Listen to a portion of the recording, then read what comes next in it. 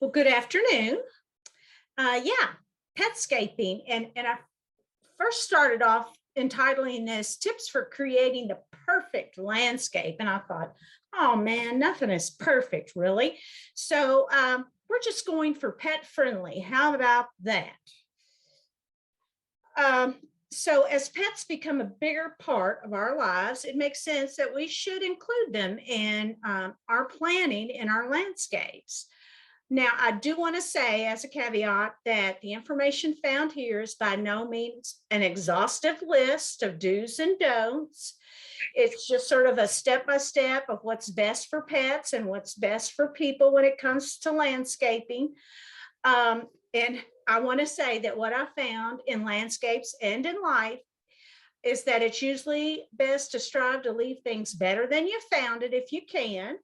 But sometimes you just have to roll with the punches. So, and today, getting this webinar up and running is one of those examples. So, oh, and I want to introduce my little pet friends here. As you see here, the little yellow lab here is Maggie. She's our office dog. The little Yorkie on the end is Trixie, one of my pets in her younger days. Now, the little kitty cat was just on the PowerPoint when it came with the PowerPoint. Okay, so first of all, I think we need to understand our breed or our mix of breeds, because a lot of people may not have a purebred dog. They have a mix of breeds. I've always had a mix of breeds for the most part of pets. And I will say this because I once had a class on landscaping, and after the class, a gentleman came to me and said, and it was during the winter, and it had been extremely rainy that winter. And he had a sloping backyard with a chain link fence. And it was the way he described it, it was a rather small backyard. And I want to say he had 2 to 3 German Shepherd dogs that he let out in that rather small backyard. Okay, so picture it, it's winter. It was extremely rainy that winter, the way we've had these past few winters, and he had about 3 German Shepherd dogs. And so he said, I want you to tell me what I can put on the ground to be able to keep grass on there. What kind of grass can I grow? And what kind of trees can I grow? Because what I have out there, I had a tree, they chewed it down. The grass is just nothing but mud. What can I do? And, I thought, son, you need to, exercise those aside from your backyard. I wanted to tell him there were so many things that I felt like, he was sort of missing the point, but evidently he would just let the 3 dogs out in the backyard into the mud and everything. And then, he was complaining. I think really his wife was complaining that they were coming in muddy. Well, yeah, of course they were, because there were so many things that he was missing about his landscape and the weather, and especially his dog breed. So, anything and any time when you start landscaping and considering your pet, or even if you're considering buying a pet or adopting a pet, you want to consider the breed, and you have the herding breeds, the retrievers, the terriers. All of those are going to be considered high energy, and they need maximum exercise space. And that will include heavy duty pathways and ground covers. Then as we go on down, we have the herding and guard breeds. Terriers and poodles, they're highly intelligent and active, and they're working breeds. And I think probably the German Shepherd could be considered a guard breed. And they're working dogs. He had 3 of them. And see, they needed to be kept active. They needed to be kept engaged. They needed a little more room than just a postage stamp backyard. So no wonder they were tearing up his trees and his landscape, and there was no place other for them to run or to go than just that little area there. Also, I will say in retrievers, we had a lab, and I seem to forget that a Labrador retriever is actually a hunting dog that likes to herd things, or well, actually likes duck hunting and that sort of thing. And we had neighbors' ducks that would come over to our lawn occasionally, and our lab would herd them on up to our pond, and then they'd get in the pond, and she would continue to herd them around the pond for a good part of the day. And, at first I worried about it, but then I realized that's what she likes to do. And the ducks seemed fine with it. They'd come back every day. So, after a while, you just sort of say, okay, we'll let that be. So also bulldogs, hound dogs, terriers, they can be considered diggers or escape artists. So it means, if you have a fence, if they want out, they're going to get out.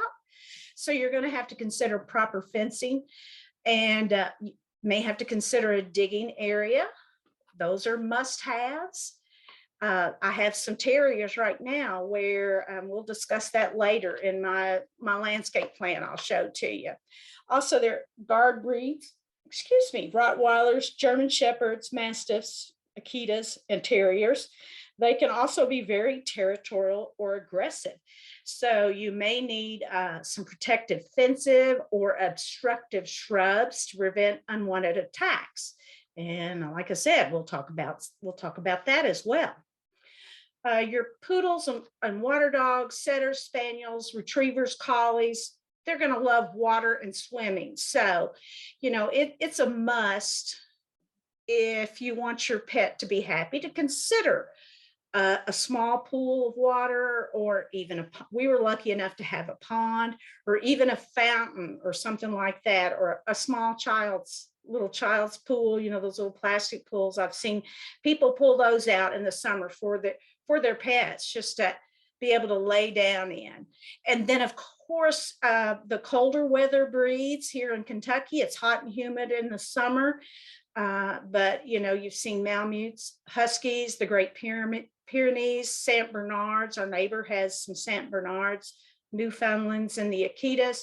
They're very heat sensitive, and they have all that protective fur on them. So with those thick coats, you need to consider having abundant shade and water sources, and even some cooling areas, maybe like a really cool concrete area or someplace like that where they can go and lay out and get that cooling up against their bellies and things like that to help them cool down. Okay, so we're going to talk about site planning.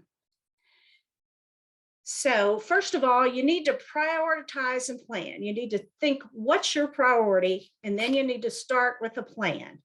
So your pet's priority, if they could tell you what they want, at a bare minimum, they are going to say, we want a place to pee and poop. We want a safe place. They may not say safe, but you do want a safe place for them to walk, to play, to run. They want water. And they also want someplace where they can shelter if they need to, and also shade. Now, what are your needs? Are you going to use your area as a place to relax? After work, are the kids going to be playing out there as well? Do you like to garden? Where there'll be some sports going on out there, like badminton or a baseball game, or, things like that. Also, you need to consider what type of hardscape materials you want. Do you want porches? Do you want some walkways? What about your driveway? Any decks? What about fences? Are you opposed to any kind of fencing, or is there just a certain kind of fence that you just can't stand? Patios? What about parking areas and even storage, that sort of thing?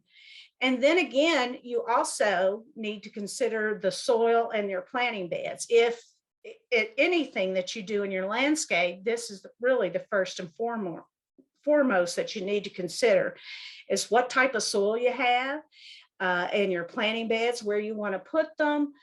So that means, does your soil need to be amended? But also you have to work with what you've got. Is it in the shade? Is it a really moist area? Is it a really dry area? What type of plants will work there? What type of plants do you like? You know, that sort of thing. So in creating this, I just sort of sat down and sketched out a rough plan. This is like my front lawn. We live out in the country. So our front lawn and out back, it sort of slopes off down the hill. And so really, we don't have a backyard. We have a front lawn, and then we have a long side yard. So a lot of activity takes place here. And I don't know if you can see my cursor, but like this is our driveway. This is the front porch. And I have some beds over here. You can see a pathway, a lot of perennial beds over here and some shrubbery, a walkway here. This is actually a little goldfish pond that the kids had and we have kept. You know, it's a nice little addition. So just sort of sketched it out. These large circles here that you see, these perforated marks here, are actually trees that were already there, and they provide a lot of great shade. And so we have made sure we kept them. Okay, so we take that in consideration, what we have. And then when our little pets come in to play, and this little fella down here, this is Scout. This has been many years ago. This was in 2016. He and his brother came to live with us after we had an empty nest. And also after our lab passed away and our daughter took our other the little Yorkie that you saw. She was at our house all during college. You know, our daughter went to college and all that kind of stuff. And then suddenly our daughter decided, no, Trix is coming with me. So it was like we were really empty nesters, and I was really sad. So Scout and his brother came to live with us during that time. So it's like, okay, so what does Scout need? And along with his brother, well, of course, they're going to need exercise in a running area, shade, water. They need an elimination area. These little fellows are going to need a digging area. But also, do I want a place where I can find them, like where they can't get out? Do they need a dog run or a dog house? Do I want to have an area where I can groom them outside? Do I want to have an area where I can feed them outside? And do I want to have an area where they'll like sleep outside and that sort of thing? And do I have any off limits areas? Well, for our area and for our needs, I did need to confine them because we do not want them to get in the road. We do live in the country, but you know, there's always like tractors and things going up and down along with fast cars, motorcycles, that sort of thing. So I did need to confine them there. Also, I needed to confine them just to our yard because I did not want them to get out on the farm and run deer and that sort of thing. And this little Scout here, we learned, was it can be quite a little squirrel dog. So if he gets out, he wants to run in the woods and try to tree squirrels. Not necessarily a grooming area for them. So we sort of had the garage and that sort of thing to do that. Feeding, they would be fed inside and they would sleep inside. But like I said, there were some off-limit areas like the woods and also my husband's garden. So those were things that we had to consider. I never really thought about digging, but once they got to our house, we'll show you. Here is, we had a water area, like I said, just a place where while they're out running around, they could come up to the pond. They're next to our front door and get them a drink. Now there were goldfish in there, but you know, dogs could get them a little drink there if they needed to. This little triangle right here, this area along here actually turned out it's a grouping of a rocked area, and there were chipmunks along there that I never knew I had until our little terriers came. And so they started digging in there. And at first I thought, no, this isn't going to work. But that was one of those things where you decide, do we fight over this, or do I just roll with the punches and figure out something else? And we'll talk about that maybe a little bit later. But this area where the arrows were became their exercise areas. We could throw the ball sit on the steps and throw the ball for them here. We could throw the ball for them there. I wanted them to eliminate over here because this is sort of a not, we don't use this very often. It's to the side of the house. There's a little utility barn down here, and and that sort of thing. So, and they do use that. But then I also found if it's raining or cold or something, sometimes they go right over the hill there into my perennial garden and will eliminate there. So had to learn, see if I, decided what I wanted to do there. So once I started really filling this in, I could see that we have digging here. We have elimination there. There's shade here, shade there. Here's our game area where they play fetch. We have shade on the porch. So I think we had shade. We have shade in our yard, provided shade for them pretty well. I think we also provide exercise areas for them as far as fetch pretty well. But now the elimination, they could go over here, but then they also decided they really liked, like I said, it over here if it's cold or rainy, it's a short distance. And then in the morning when they're doing their rounds, I have a shrub over here right at the driveway and the sidewalk, and they like to come over there and mark that shrub. So they'll come over there and do that. Let's see what else. They've got the digging marked. Now right over here, I had an area that when we built our house was just a big lump of everything was just piled there, leftover soil, fill, that sort of thing. The kids played on it, while we were building. And then once that was all cleared, it was a big old, just a bare spot. Well, and this area right here where the rock wall was and where the wood is, was actually, we found out an old road bed and there's a lot of rock in there. So trying to work with our site, we sort of knew we couldn't excavate all of that out of there. We couldn't grow grass there the way we wanted to. So working with the slope and working with everything, we just decided to try to incorporate some perennial beds, and they've grown throughout the years. And I've tried to match plants there, that would work well there. Like over here, it's really shady. So of course we get our shade plants. Over here it's really dry and rocky. So, we have a microclimate here. So, and that's what I was talking about. You need to consider what your microclimates are in your area. But because this is so rocky over here, it's an ideal spot for our little dogs to dig because there's always like a little chipmunk or a mouse or something interesting over there. One evening we saw a little baby rabbit pop out of there. So, there's always something over there for them to dig. I've never seen them actually drag something out, but they do enjoy digging over there.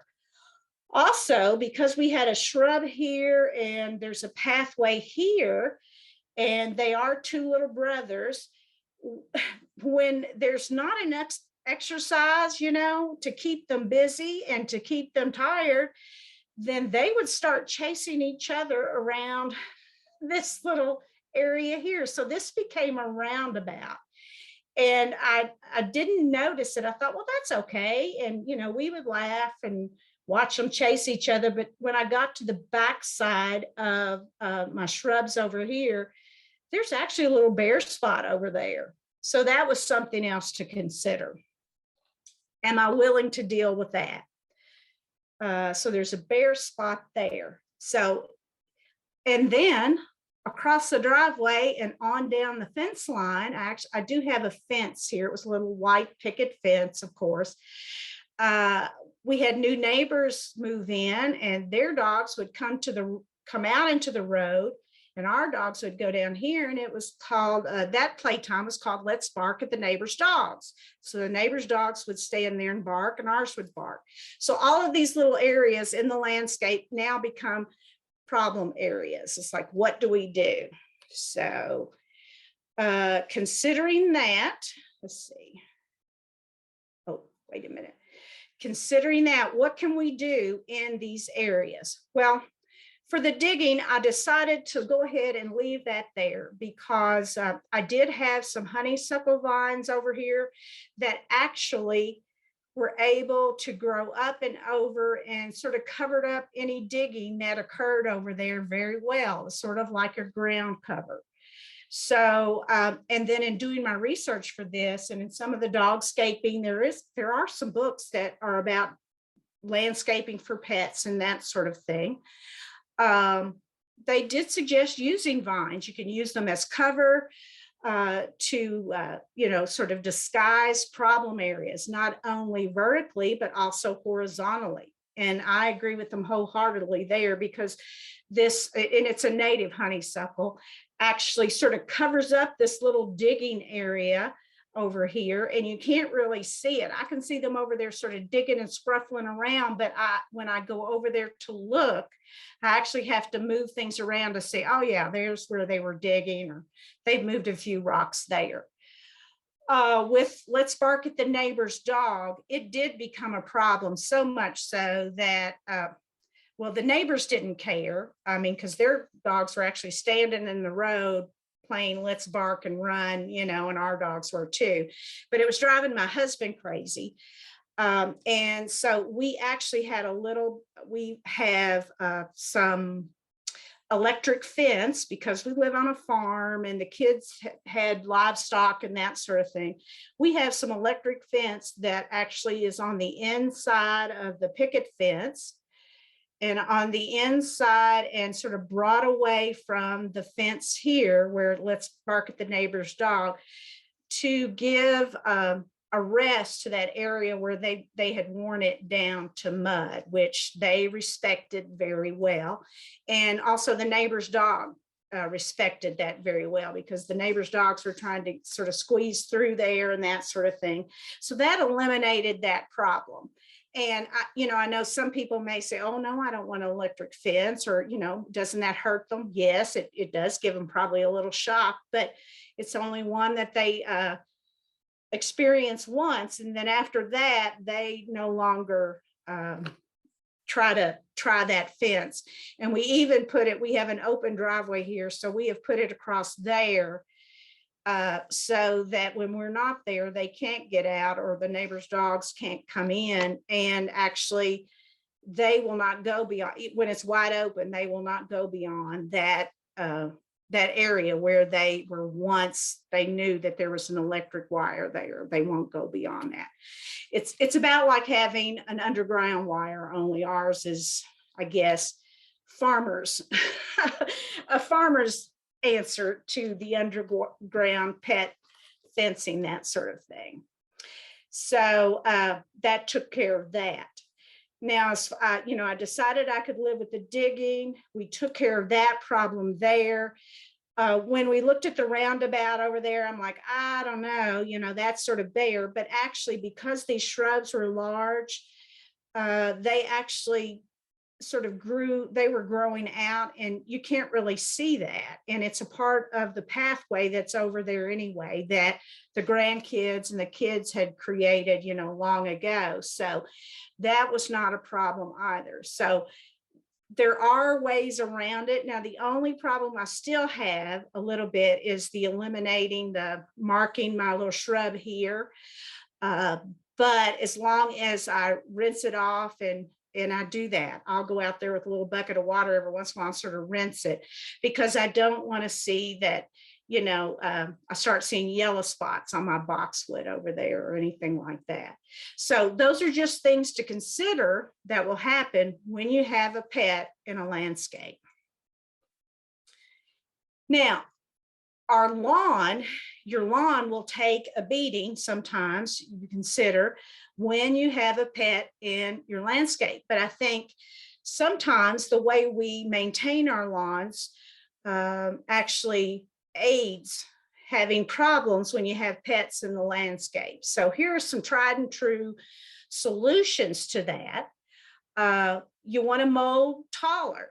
You want to add, just by adding 1/4 of an inch to your mower height will actually help your grass and help the wear and tear, because it gives not only more surface for the, the pets to walk over and that sort of thing, but also it helps your grass in growing. There's more area there for photosynthesis to take place, which helps the nutrients, grow your grass and helps those roots to grow even deeper.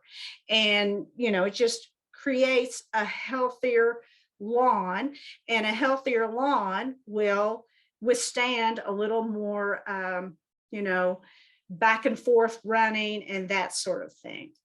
Also, when you're working with your lawn, you want to, if you water your lawn on a regular basis, you want to consider watering it deeper and less often.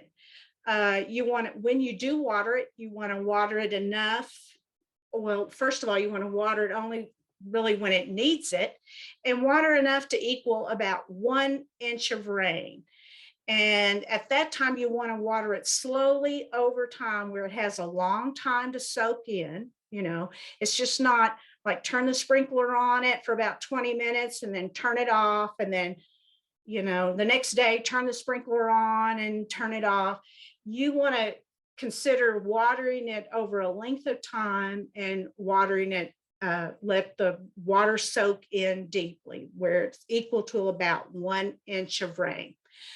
Or I know golf courses have now sometimes go to something they call session watering, where they will water it for about 20 minutes and then they do turn that off, but then they'll wait a little bit, about another 20 minutes, and then they'll water it again, and then they'll wait, turn it off and wait again, and then they'll turn it back on. So about 3 or 4 times of this, turning it on, watering it for about 20 minutes, and then turning it off, turning it on, turning it off like that will allow the water to soak in. And, some folks say that works really well. And then, of course, water it only when needed. And then the last alternative, which, I know some folks do not like, but consider an alternative. A clover lawn or a mix of clover in your lawn, might be a way to go, because a clover lawn or a mix of clover tolerates compaction a lot better. It may not need to be mowed as often as just a totally grass or a turf lawn. The clover has nitrogen fixers in it. And also, as an added bonus, it will draw pollinators to your landscape. Now, some folks say, well, all those honeybees and everything. Well, if that is a problem, then what you would need to do is mow it when it blooms.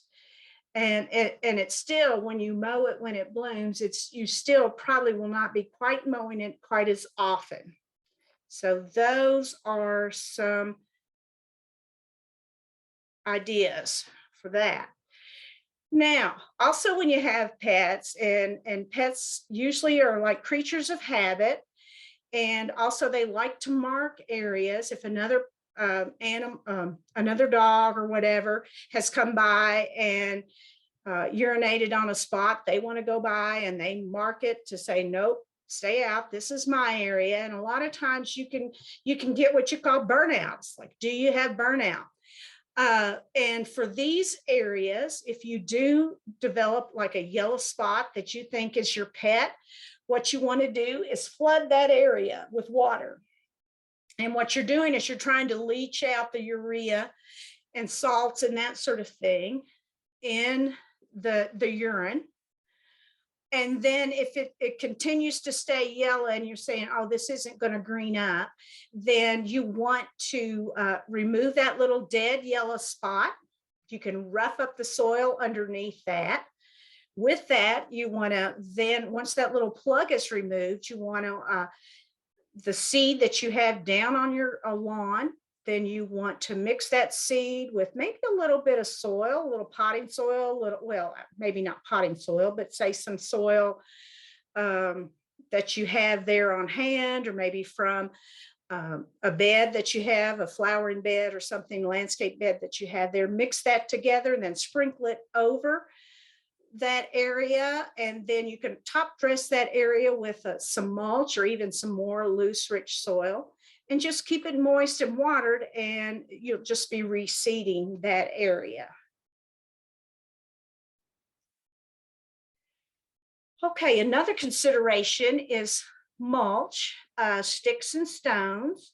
Some of the best mulches when you have pets are untreated wood mulches. Now there are some things we're going to discuss about that, but like a cedar mulch is great because a lot of, say if you use a kennel for your pet or anything like that, sometimes people will put cedar mulch down in the kennels and that sort of thing.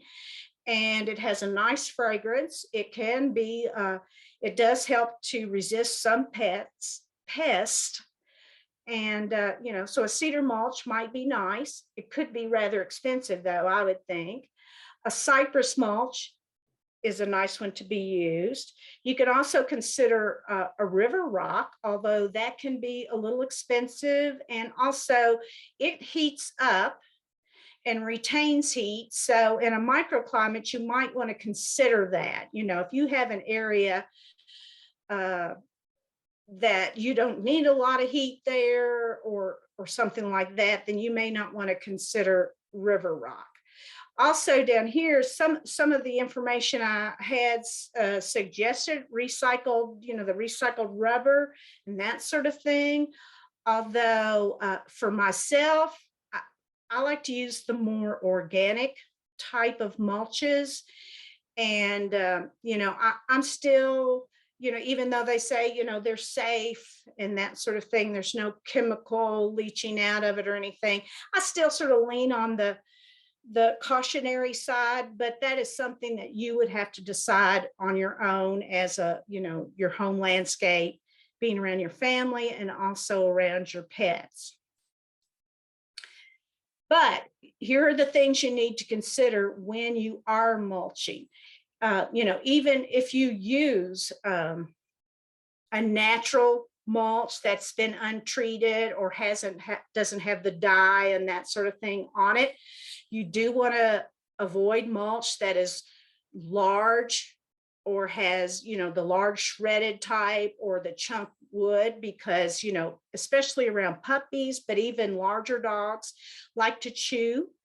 And those larger chunks, they can, you know, they can choke on it. It can get lodged in their throat, or even if they swallow it, it can lead to gastrointestinal discomfort, that sort of thing.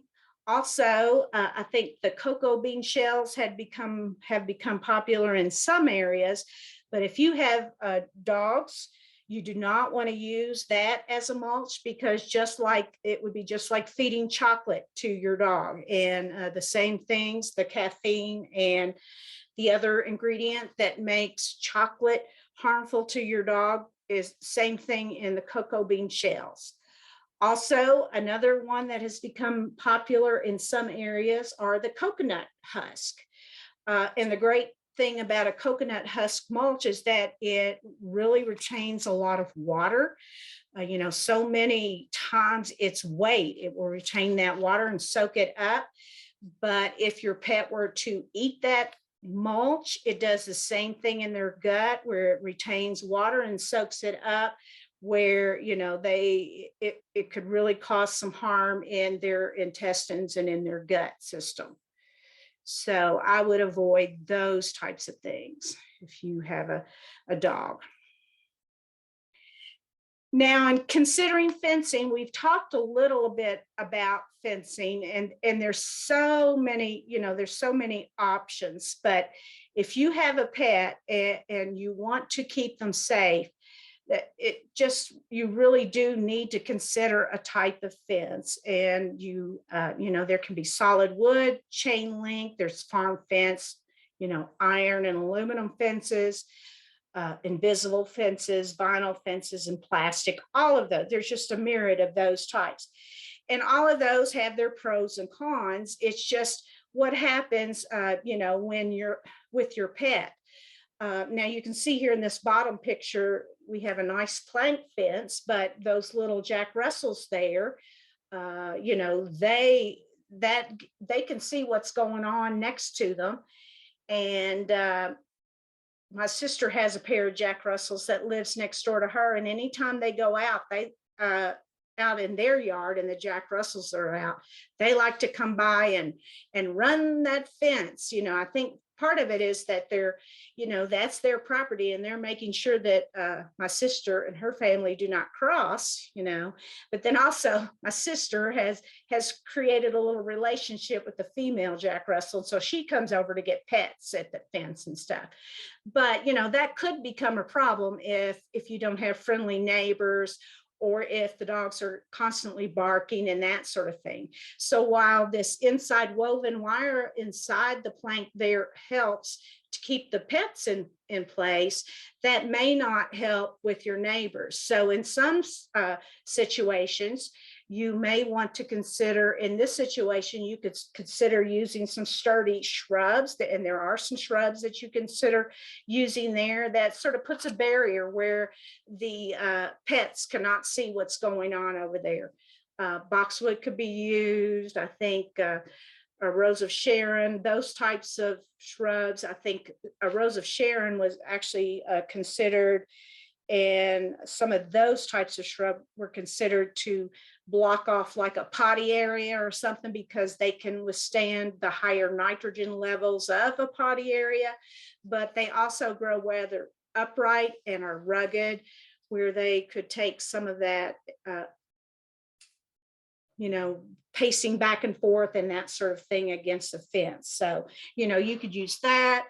You could also use like bamboo. They have fencing now, and it can be relatively cheap, where you could roll it out across there to keep your pets from wanting to bark at the neighbors or whatever is going on next to them.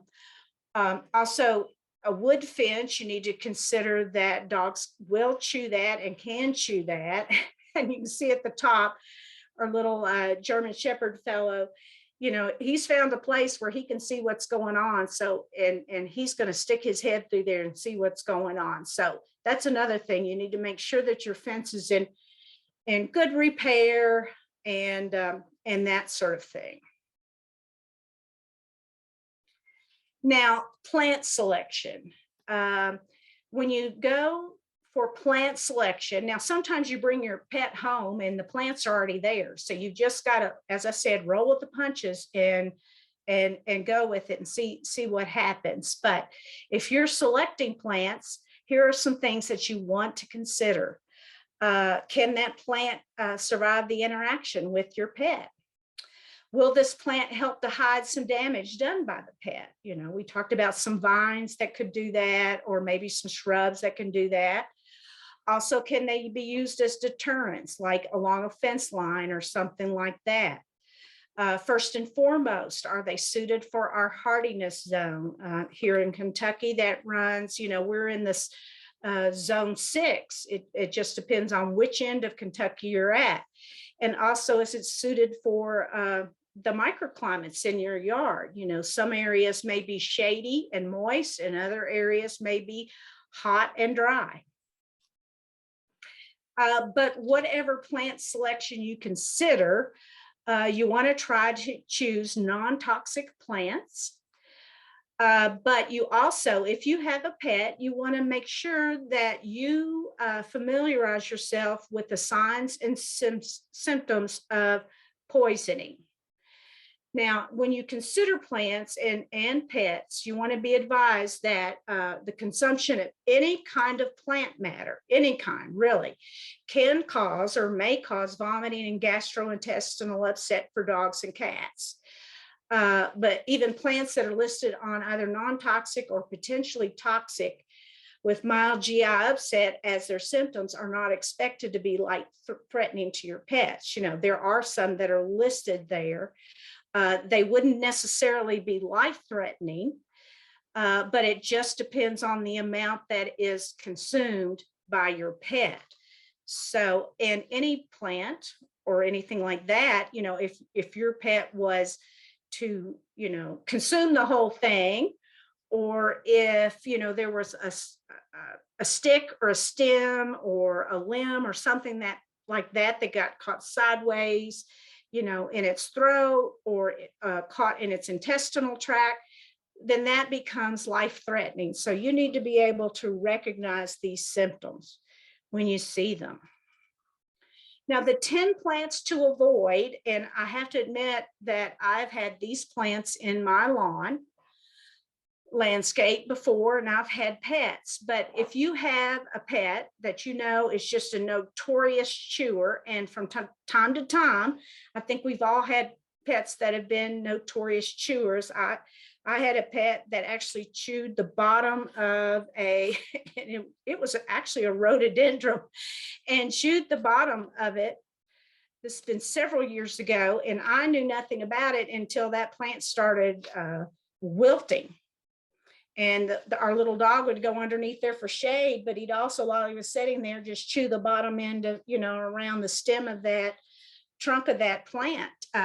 It didn't bother him at all, but but we came to know Max as a notorious chewer, so you had to go from there with that. But actually, these are plants to avoid: azaleas, the entire plant, but especially the leaves.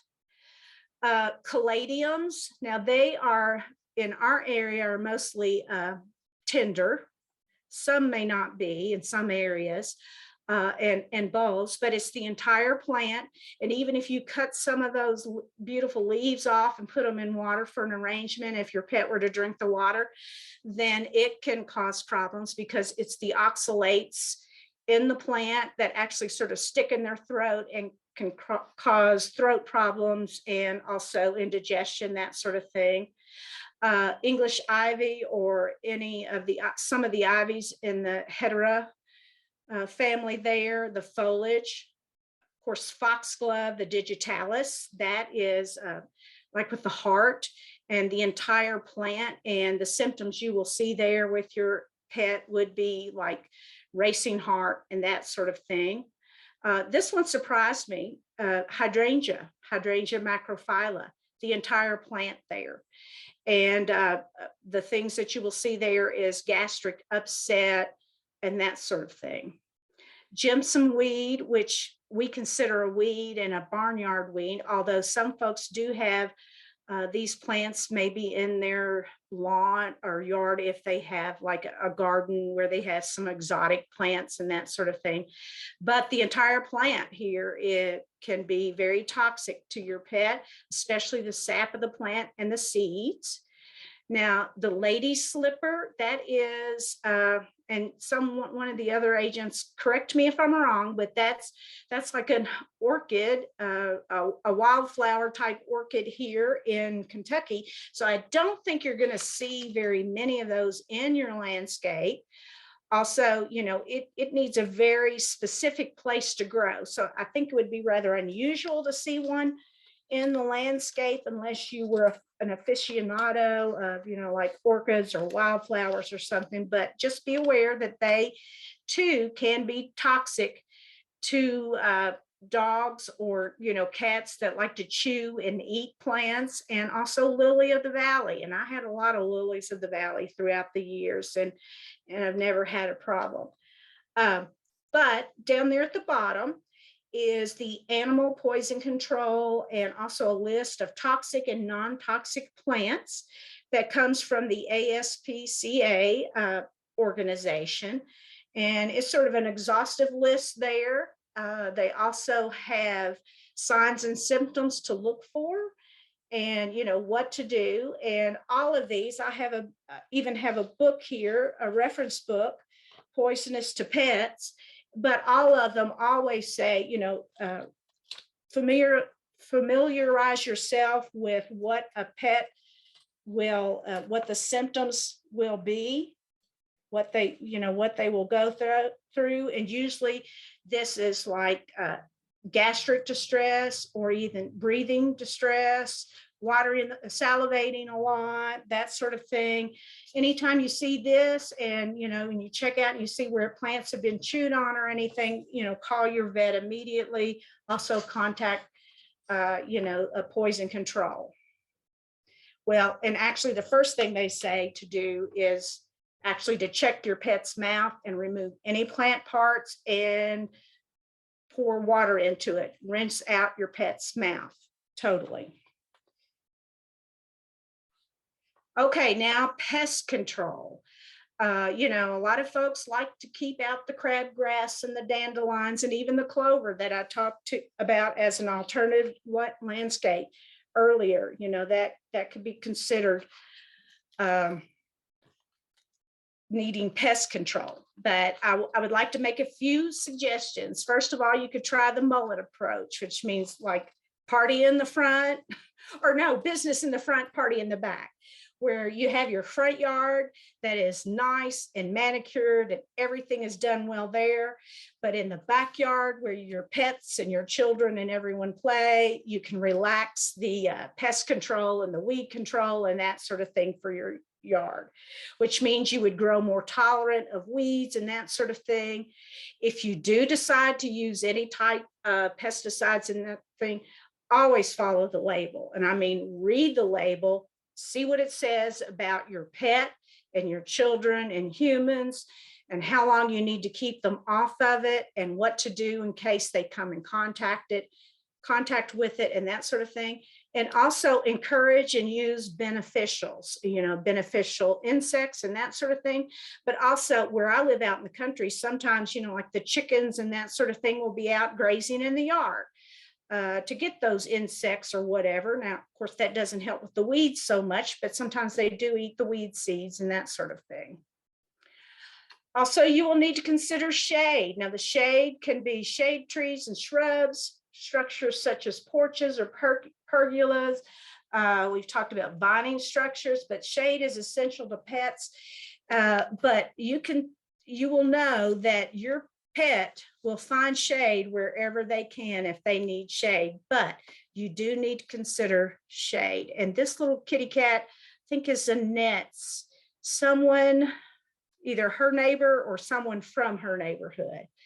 Also, water. Clean water should always be provided for your pet, either, you know, just your a watering bowl for them that's refilled and checked often out on your porch or patio somewhere. You can even consider, you know, incorporating it into your landscape with a disappearing water fountain or a little pond. Our pets have used those. Of course, here's a pet, a black lab like my Annie, who was enjoying some time in a creek, but they do like the water. What to expect when you have a pet in the landscape? This poor little fella just gave it all up. But when you have a pet in the landscape, you just might as well expect that you will at some time have digging, compactions, yellow spots. You're going to have pooping and breaking and peeing and chewing and mashing and tracking. You know, all of those things are going to be expected. But you as the pet owner just need to figure out ways to work around it and work lovingly with your pet to correct it. Now, you just, as I said, you roll with the punches. This is quoted. I saw this when I was doing some research for this, and I had to laugh. This is quoted from a respected author on pets and landscaping. And this is what it said: dogs love freshly dug soil to dig in. So instead of planting your annuals in a bed, blah, blah, blah, blah, and it went on.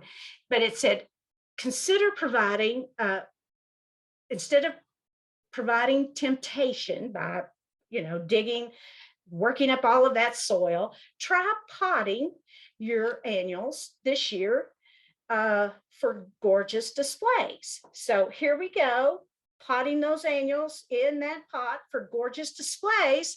But you can see what happened here. This is Amy's little pet. I forget what she said his name was, but anyway, he's found a nice spot among the gorgeous displays. And there you go. Thank you.